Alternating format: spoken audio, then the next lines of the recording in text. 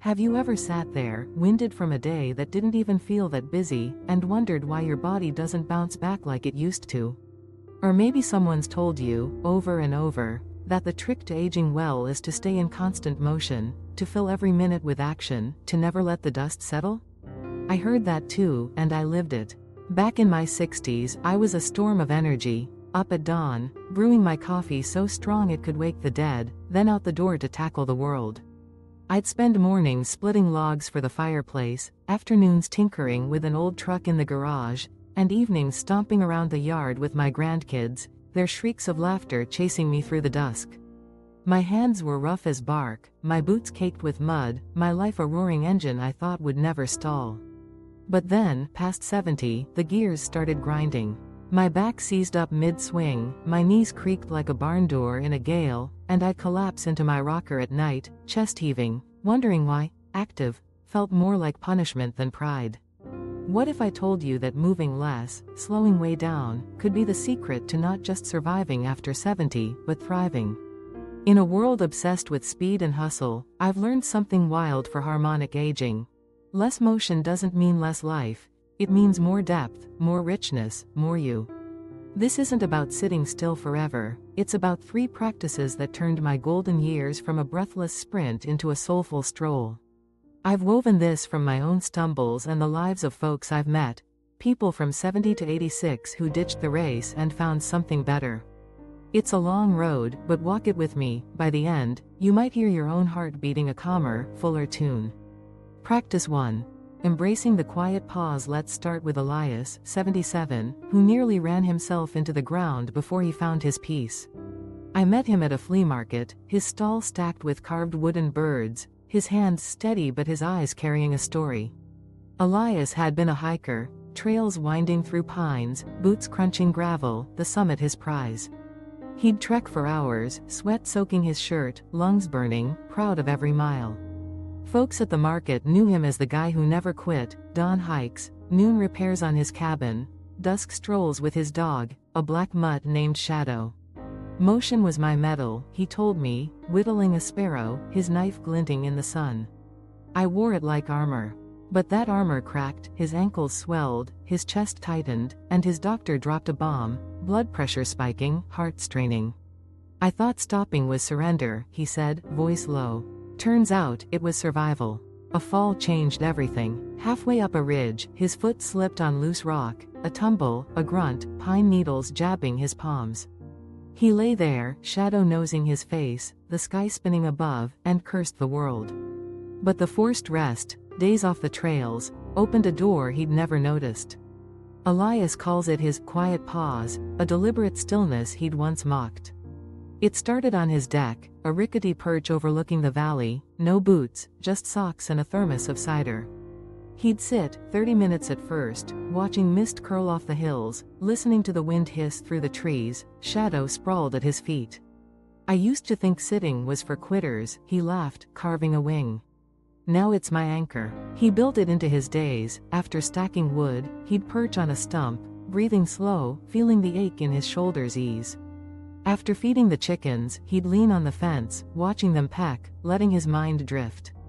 It's not doing nothing, he explained, eyes sharp. It's doing something for me. The shift was electric, his sleep thickened into something deep and dreamless, his pressure slid back to normal, and energy crept in, not for endless hikes, but for what mattered, carving, swapping tales with his grandson, patting Shadow till the mutt's tail thumped like a drum.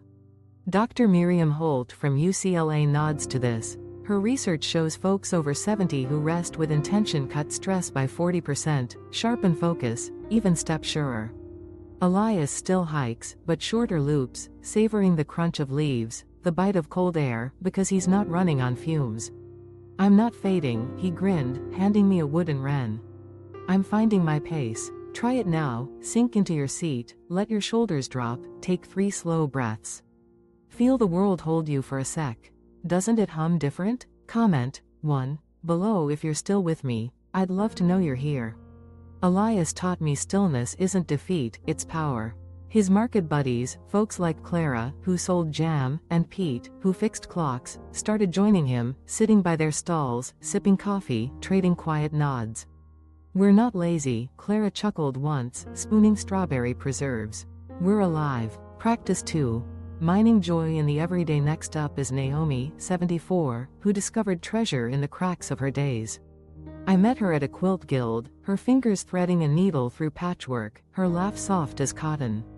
Naomi had been a librarian, shelves of books, kids' story hours, a whirlwind of words. She'd hustle through retirement too, organizing swaps, baking for bake sales, planning trips to museums she rarely saw. Big wins were my fuel, she told me, stitching a blue square. Small stuff felt like filler. But the grind wore her thin, her wrists trembled, her eyes blurred, and joy slipped out the back door. It shifted with a teapot. Her daughter gifted her a chipped ceramic one, nothing fancy, just a squat little thing with a faded rose. Naomi shrugged, cute, but so what? Then one morning, bleary from a sleepless night, she brewed chamomile, the steam curling up, the pot whistling a faint tune. She sat, cup in hand, and noticed the way the light hit the rose, the warmth seeping into her palms, the faint floral scent tickling her nose. It was like time stopped, she said, eyes glinting. And I woke up. That teapot sparked a hunt, she started chasing small wonders. The clink of her spoon against the cup, the rustle of her quilt as she smoothed it, the shadow of a cloud sliding across her floor. Naomi calls them her daily glimmers, moments she stops to soak in.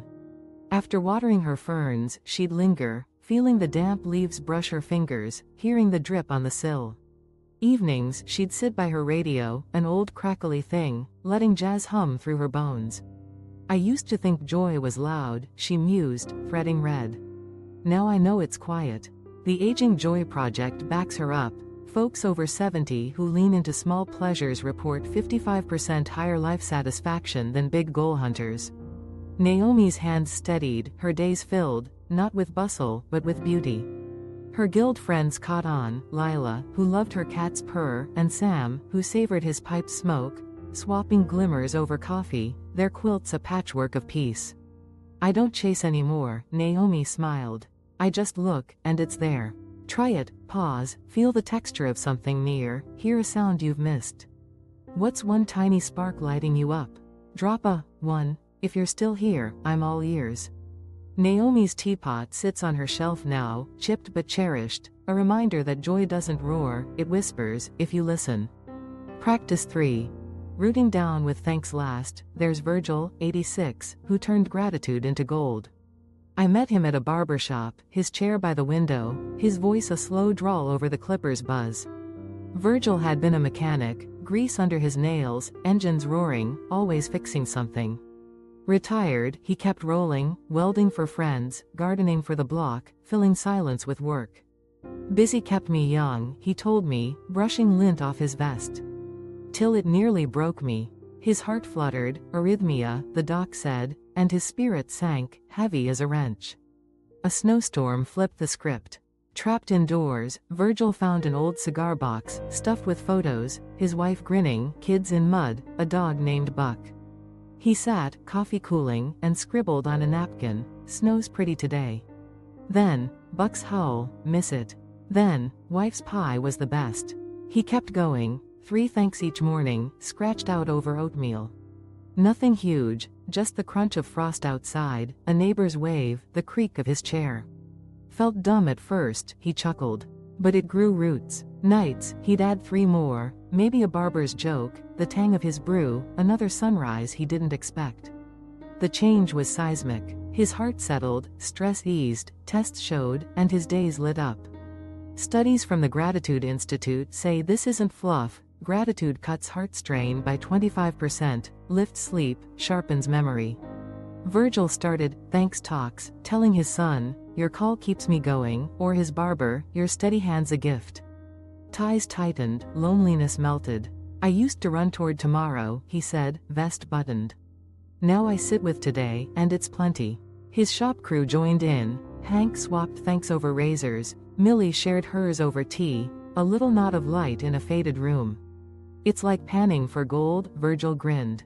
Once you start, it's everywhere. Try it. Think of one thing today you're glad for. A voice? A taste? Hold it close. Comment, too. If you're still with me, I'd love to hear.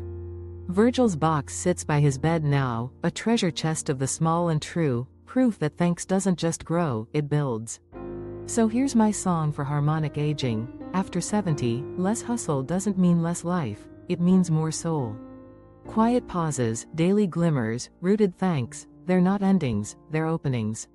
Elias carves, Naomi quilts, Virgil chats, and I'm here, slower but fuller. What's one note you'll sing? Drop it below, I read every line, and your voices keep this alive. Loved this? Hit like, share it with someone who'd hum along, and follow Harmonic Aging for more. Let's keep rooting deep. I'll see you next time. What'll you try first? Tell me.